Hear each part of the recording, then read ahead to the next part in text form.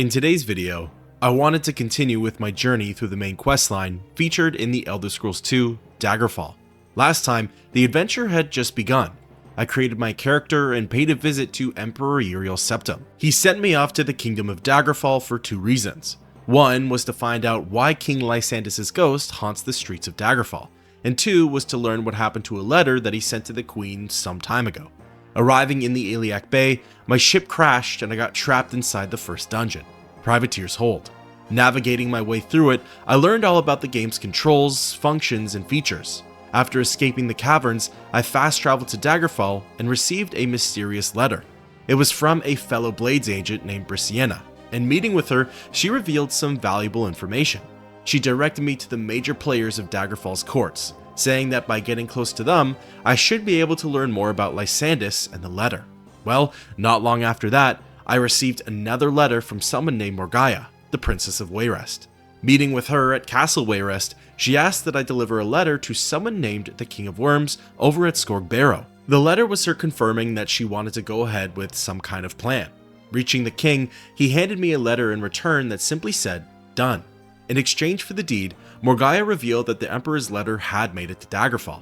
It was opened by Queen Aubk-i, but soon it was stolen from her and sold off to a band of orcs. Morgaya recommended that I got in good with the lower courts of Daggerfall, so that way I could work up to rubbing elbows with the Queen herself. Not long after that encounter, I received another letter from a courier. This time, it was a royal decree that Morgaya was engaged to the King of Somerset Isle, Caruhill. Whether this plays a role in the story or not is yet to be determined. Finally, I paid a visit to Castle Daggerfall and spoke with Queen Aubk-i herself. As it turns out, she had a quest of her own for me. She sent me to Castle Shedungent in the Hrothgarian Mountains. This was in order to search for her husband's missing grandmother, Nulfaga. Nulfaga had apparently gone off the deep end after Lysandis' death. Locating her, she was still alive, but she was also still crazy. In return, Aubk-i gifted me an enchanted item, but more importantly, it opened the door for future quests with her. This is where the story continues. Coming off of that big adventure, I had some loot to sell, gear to repair, and a pile of gold to stash away. Fun fact, Daggerfall is one of the only Elder Scrolls games where gold has weight to it, hence the addition of banks. For the first quest with Morgaya, I had stored all of my gold in the bank.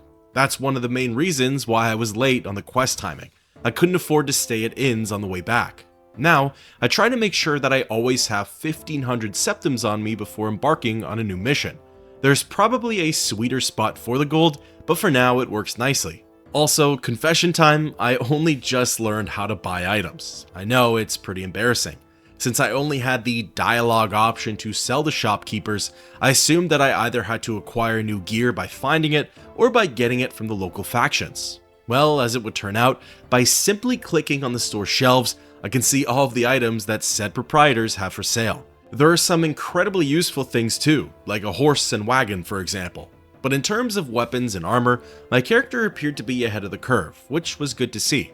Really, the only addition that I made was swapping out my steel daikatana for a silver variation. It dealt the exact same damage, but I knew that more unholy and dastardly creatures had a weakness to it, and let's just say it ended up paying off. Now, ready to continue with the adventure, I was traveling around the region when I was approached by a courier. A young woman rode over, handed me a letter, and then took off just as quickly. The letter was from Queen Aubk-i of Daggerfall. It read, "Dear Bard, I need your assistance once more. Your valor and discretion were invaluable when last you served me in the matter with Nulfaga. Please meet with me at Castle Daggerfall when next you pass through. Signed Aubk-i, Queen of Daggerfall." While I want to say, wow, that wasn't very long, truth be told, it kind of was. It took my character 4 months to reach Wayrest. So when you really think about it, by simply traveling around the region, the player can take years to complete the main quest. Plus, Aubk-i is one of the only level 3 quest givers for the game's storyline, so it was destined to happen anyways. Now really quick, before I returned to the Kingdom of Daggerfall, I was on a mission to find the local alchemist. I wanted to start buying potions as I remembered how invaluable they were during my run-through of Arena. Well, as far as I could tell, the local alchemy shops were only selling raw ingredients. They didn't have anything for me to replenish my health with, nor to boost my strength. Since I didn't want to enlist in any of the game's factions yet, places where I knew I could find some elixirs and brews, I just let it be for now. Plus, I was just about to find out how my medical skill truly worked, and trust me, once I learned, I was throwing my fists in the air. Alright, back on track. Fast traveling to the city of Daggerfall, I entered the royal court and sought out the queen again. Speaking with Aubk-i, she started by saying just how awkward the nature of this subject was, which is always fun. She made me promise that I'd never tell another soul about the matter at hand. Agreeing to her terms, the queen got into the quest. This mission is regarding her mother-in-law, Mynisera, the widow of King Lysandus.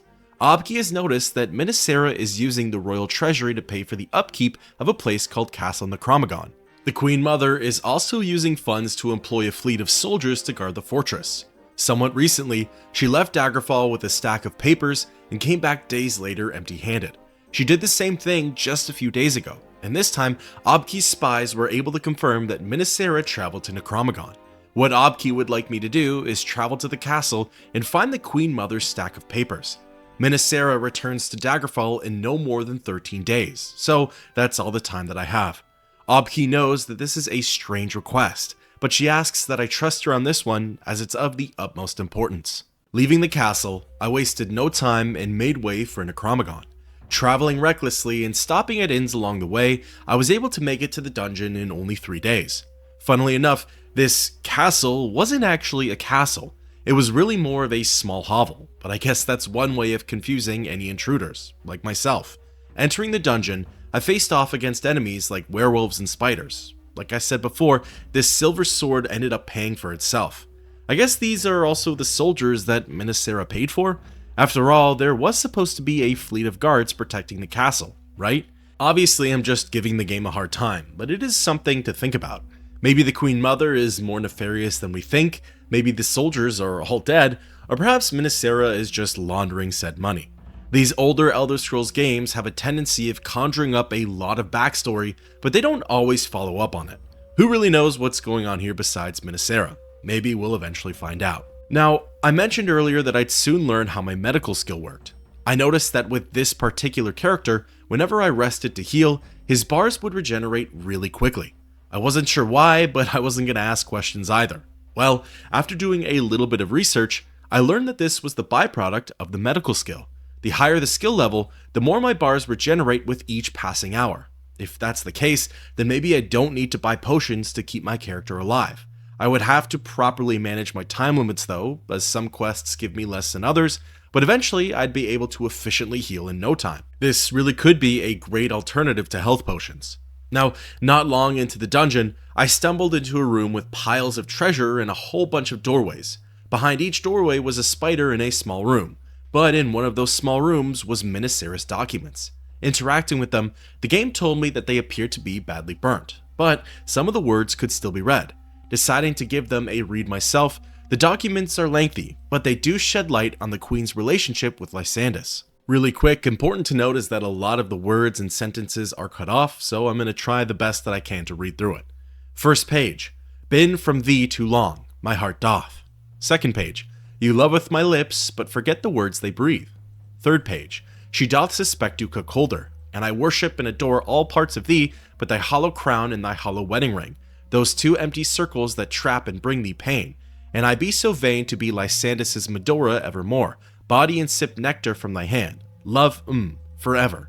Fourth page, orcs. But they did assume the worst of the settlement, even after all the stallion orcs have been killed, and the stro, for mare orcs are seldom weaker than stallion orcs, and an only old and sick remained in the rude cam, who could speak base Cyrodiil, eat and begged for mercy for the children, but Prince Caius said that the children would grow strong and hardy, and only an unwise leader would show mercy to the subhumans. He gave his men leave to make sport with killing the children, and they were all murdered in ways that I cannot pen. I witnessed it, my lady, and though I beg your pardon, your father did great evil, the shame of mine, and I didn't say no, shame to all.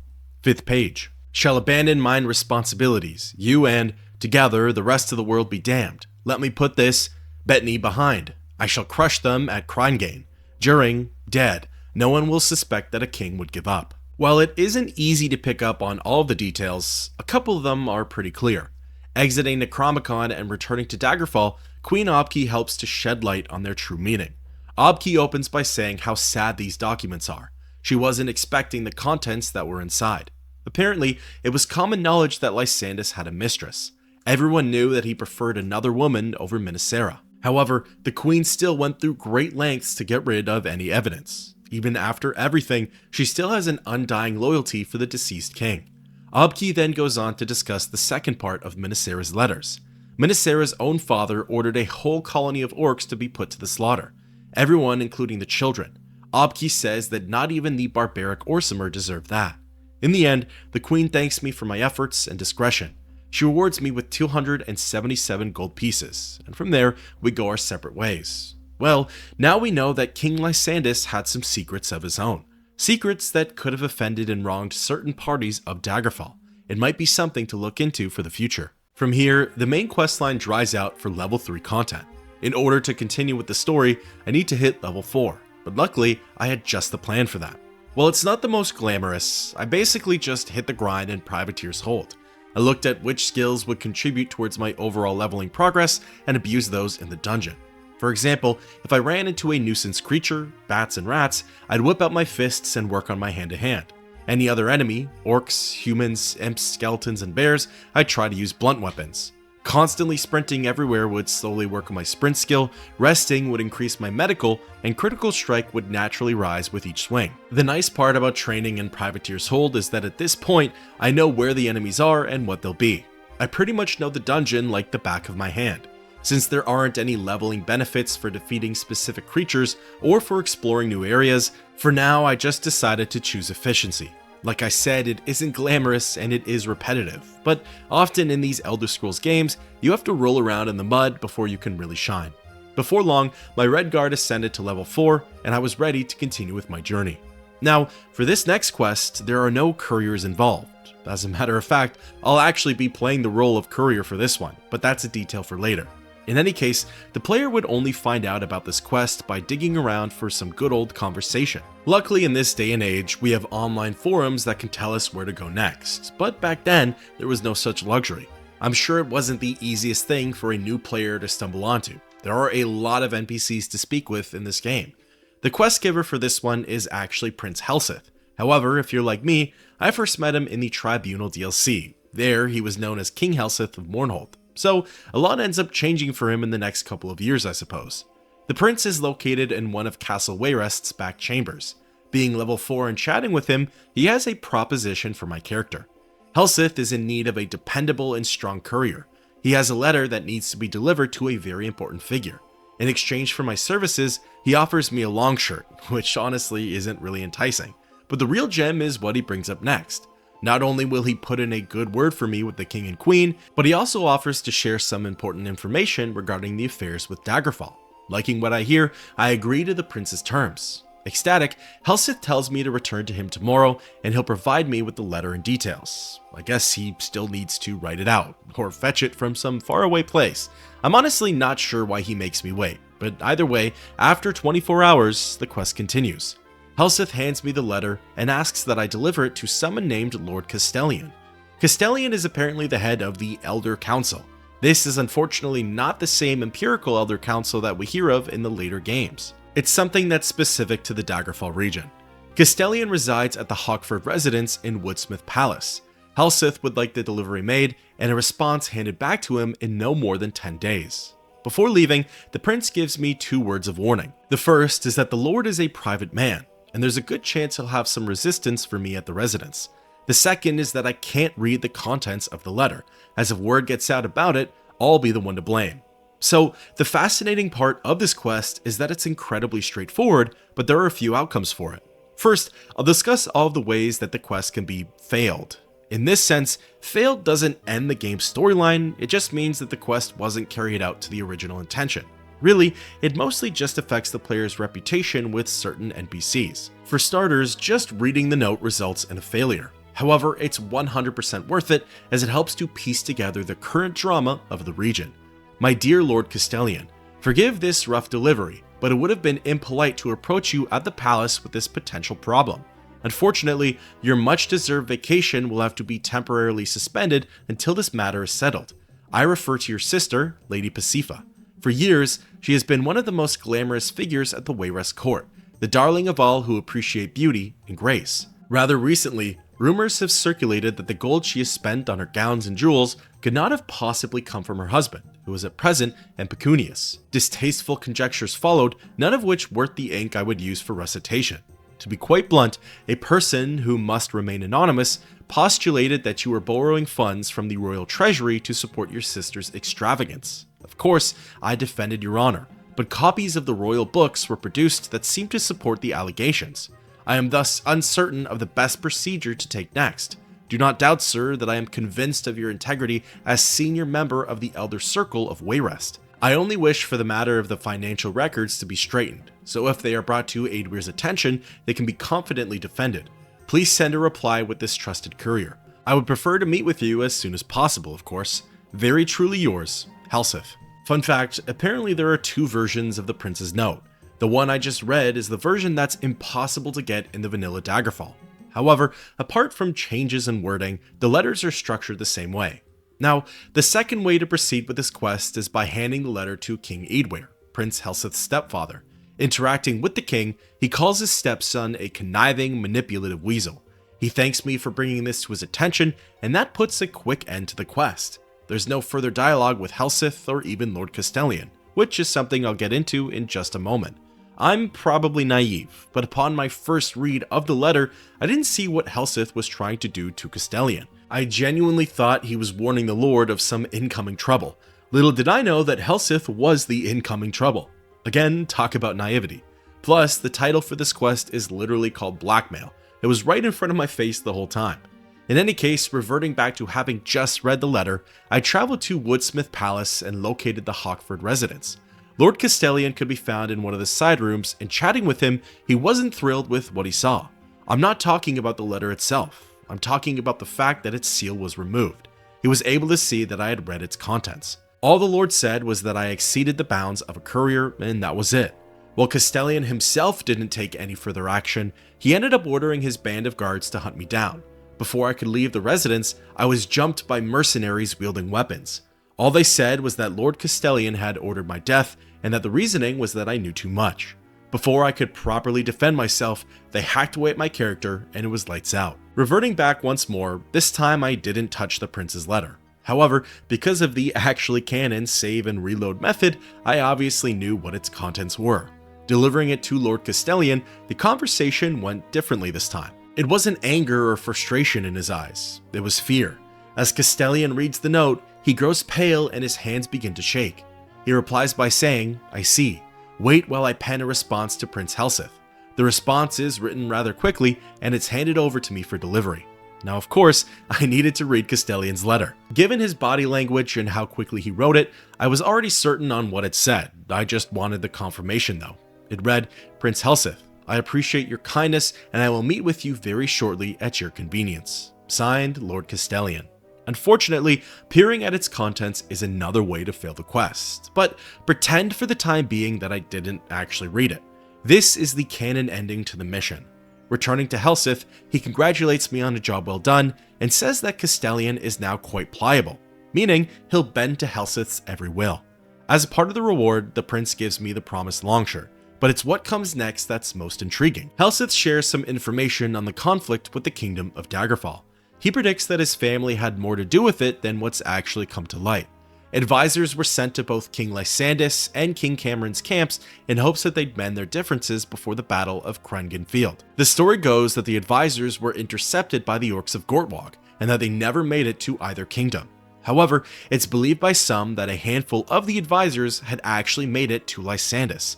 What they spoke about and how the events unfolded afterwards are unknown, but if Helseth gets any more information, he'll be sure to let me know. This is most interesting. Lysandus ended up dying shortly after that meeting, so perhaps there's more to his death than what's public knowledge. Plus, it's strange that the third, impartial Kingdom of Wayrest was one of Daggerfall's last visitors before the big war between the two other nations. Now, before closing out Blackmail, while this is the version of events that's canon to my playthrough, let's quickly discuss the last way to fail the quest. If I decided to read Castellan's letter and then deliver it to Helseth, it would have played out similarly. He still would have thanked and rewarded me. However, there would have been an extra piece of dialogue thrown in by the prince. Helseth comments on how the seal of Castellan's letter is broken, and that I shouldn't expect him to trust me anytime soon. Again though, these different outcomes mostly have an effect on my character's reputation. Either way, while this was a pretty simple mission, it helps to reveal the nature of certain characters and the drama within the kingdom of Daggerfall. So with blackmail at an end, that's it for all of the level 4 quests. There's only one. In order to progress further with the story, I needed to hit level 5. This time around, to get a different experience, I decided to train my skills in Shedungeon, aka Nofaga's Ends. While I don't regret it, it really didn't add anything, for lack of a better term. Facing off against more powerful enemies and seeing new sights doesn't reward me. It just makes it more difficult to level up my weaker skills, like hand-to-hand and even blunt. I mostly took the time to work on Longblade, running, and medical. While I did get to fine-tune the skills that I use the most on this character, it just made the whole leveling process take longer.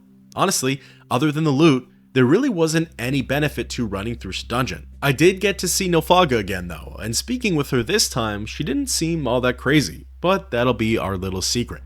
By the end of it, the crawl through Shedungeon only brought my XP bar to 26%, so I still had a long way to go. This is when I went back to the basics and did my run through of Privateer's Hold.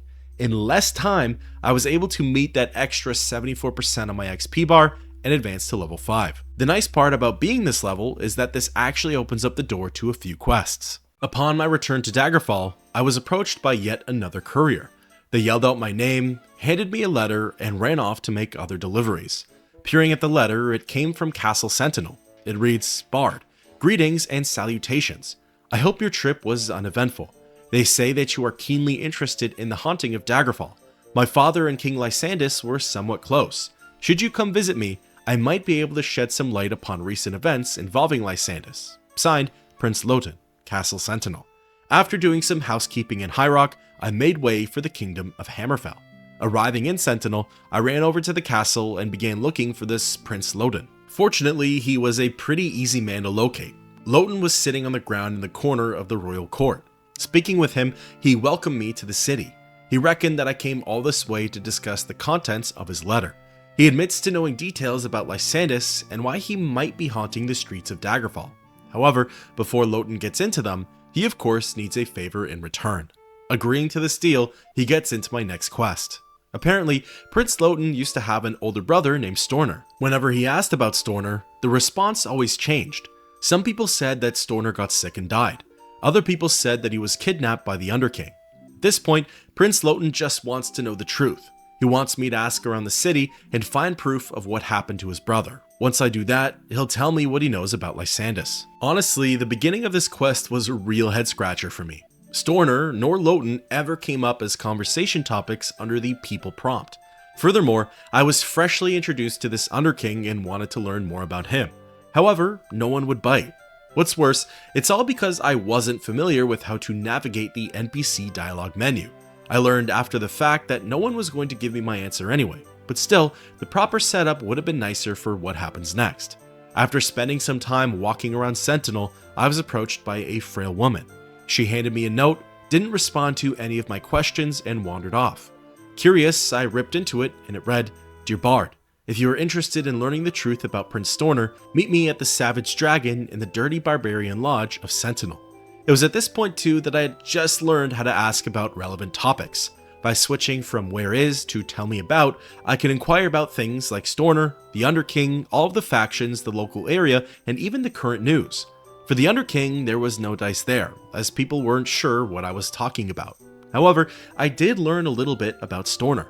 The NPCs referred to him as the Scholar Prince, and that he was the only prince to never receive a public funeral.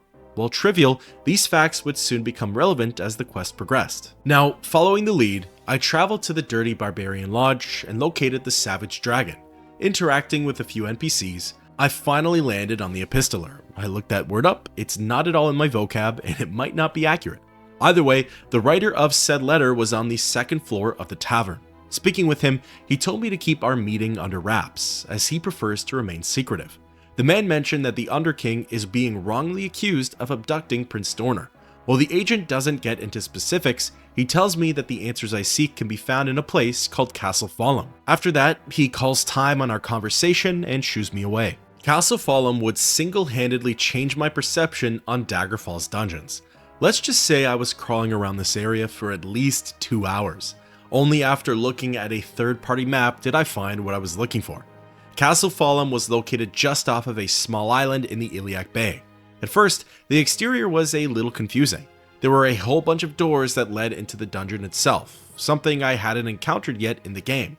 Lo and behold, I'm pretty sure the extra doors were just for show, as there was only one way in and one way out of Castle Fallen. The dungeon comprised of mostly humans, skeletons, and orcs. There were a whole bunch of weaving pathways and connected corridors that made navigation quite tricky. Furthermore, there were two unique areas of Fallen that my character kept unintentionally coming back to. One is what I'd consider the main chamber of the castle. It was a great big open area consisting of towers, catapults, braziers, and plenty of enemies. It led to all sorts of different areas within the dungeon, areas that I'd end up exploring over and over again. The second space is a smaller but still open chamber. It has various overlooks and balconies, so to speak, that the dungeon would spit me out at. So, unlike Arena, Daggerfall has quests where the quest item isn't in a fixed location. There are actually several locations where the item could be at. At the time, I didn't know that. At first, I assumed I'd find it eventually, as I didn't know how big this dungeon actually was. Then, after exploring for literally 2 hours, I didn't know what to think anymore. Was my game glitched? Did I explore every part of Castle Fallen? And what was I even looking for here? As all I was told is to investigate this space to find out the truth. Well, spoiling one thing for myself, I learned that I was looking for some papers, similar to the quest I had done recently for Aubk-i. I also learned that yes, this dungeon is quite massive and perplex. Furthermore, there are 8 possible fixed quest locations for where the documents could be at. While it's good to hear that I only needed to search in 8 different spots, these locations were scattered all around Castle Fallen. You might be asking, well, what are the odds that it's in the 8th and final location that you would search in? Well, I might as well buy a lottery ticket with 1 in 8 odds because it was the very last section. In reality though, I was honestly more relieved than frustrated to have found it. It was a long search, I fought my way through tons of enemies, I leveled up my skills a whole bunch, and got some decent loot out of it too. It also helped that this quest did not have a time limit attached to it, otherwise there would have been way more stress. After fighting the document's defenders, I interacted with the papers which were deemed death certificates. Reading them, they detailed the tragic story of Prince Dorner. 23rd of Morningstar, 3rd Era, Year 400, Castle Fallen. 2 days I was sealed within this crypt without food or water. I do not know whether hunger or poor health or one of the creatures who share this dank hole with me will kill me first. I only know that I will soon be dead, and not even my bones will remain. My hope is that in the years that come, this letter will be read and the sad story of Storner, Prince of Sentinel, will be told. I am 15 years old at the time of this writing, and have been plagued with bad health for most of my life, to the frustration of my hardy parents. The finest healers and apothecaries in Western Tamriel have labored over my every cough and fever, but while they could save my life time and time again, they could not improve my sickly constitution. In retrospect, I received little real affection from the king and queen, embarrassed as they were about begetting such a cripple as the heir of the kingdom. I cannot say I missed the love. I received much attention from the doctors, priests, and herbalists constantly at court. Certainly, I was not to be the sort of warrior that King Cameron was, but one of my dearest friends, a priest of Stendar, said that I might be the first scholar king in the history of Sentinel. My younger sister, Aubk-i, was the true favorite of my parents, athletic, beautiful, and charming. It is hard to think of an uncomplimentary word for her. I am resigned to my imminent death, and yet I would like to see her once again. For 6 years, Aubk-i and I were the only children of Sentinel. 8 years ago, the queen had a boy child and named him Greclith, after the ancient Redguard word for strong king. Few speak that tongue any longer, but all the scholars and nobles of Hammerfell understood, and Greclith is a strong boy indeed. I have never so much as seen him cough. The queen's next child, born only a year after Greclith, had an even more ominous birth name, Lhotun. Second boy. Perhaps had I been less sheltered, more suspicious by nature, I might have read into these nominations. Lhotun and Greclith are common enough names in our family, I reasoned. Now I know that even then, I was disinherited, even if it was not official yet. For several months before Lhotun's birth, and over 3 years afterward, I was in the throes of a very serious fever. The doctors despaired of me, but somehow, and very, very gradually, I recovered. For the first time, and the last, I read an expression on my father, the king's face, that was not indifference. It was disgust. That was a fortnight ago. 3 nights ago, I was seized by men I had never seen while I was having a walk. My nursemaid stood by, watching placidly as I was gagged and tied and thrown roughly into a sack. I do not know how long they rode with me, but I was eventually left here. When I finally freed myself from my bonds, I found that I was alone. My wanders have gotten me nowhere. This place is filled with undead creatures that prevent me from finding any exit. I have no hope left, but no fear either. A few regrets. Perhaps had I studied magic instead of history and science, I could free myself of this place. One of my tutors told the story of the Underking, how he had placed his life force in the body of a powerful being and had thus conquered all Tamriel long ago. Had I only had the strength of a more powerful body like that. But I did not study magic, I studied history, so I leave this letter. Not to revenge myself, but as an historic document. With letters revealing the truth about Prince Storner's end, I left Castle Falham and returned to Sentinel. Speaking with Lhotun, I handed him the proof of his brother's demise. While saddened, the prince wasn't surprised to hear about Storner's unjust death. Since I upheld my end of the bargain, Lhotun did the same. It turns out the prince's information corresponds with Queen Aubk-i's. In life, King Lysandus was in love with his mistress, the noblewoman, court sorceress of Daggerfall, Medora Durrani. During the war with Sentinel, aka Lysandus' last moments alive, Queen Mynisera found out about the affair. As such, she banished Medora from the court. Prince Lhotun isn't sure where Durrani is now, but he heard that she resides in a castle somewhere on the Isle of Belfira. However, most interestingly, rumor has it that she's bound by curse to remain at the castle as she can never leave its grounds. As Lhotun says his farewells, he gives me a jade as a bonus reward. Now, just to demonstrate the alternative, it is possible to fail this quest by handing the death certificate to someone like Lord Vosek, an NPC who is viciously loyal to the kingdom of Sentinel. He calls it blackmail, hurls insults and threats at me, doubles down that Storner died of natural causes, and dismisses me from the court. This causes massive loss to my reputation in Sentinel, but luckily, it's not the series of events that I'm going with. At the moment, there are so many floating pieces to the plot. I feel like I've learned so much about the story, yet nothing at all. And to be honest, I love it. It feels like as soon as I get that one connecting piece of information, I'll be able to solve everything that's going on here in Daggerfall. Now, as mentioned earlier, there are a couple of quests available to me at level 5. This next mission doesn't initiate via courier.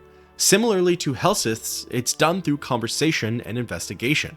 By traveling to the kingdom of Daggerfall and entering the castle, I poked my head into some of the court's side rooms.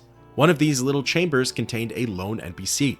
Speaking with her, she presented an enticing offer. The maid had information regarding the Emperor's letter to the Queen.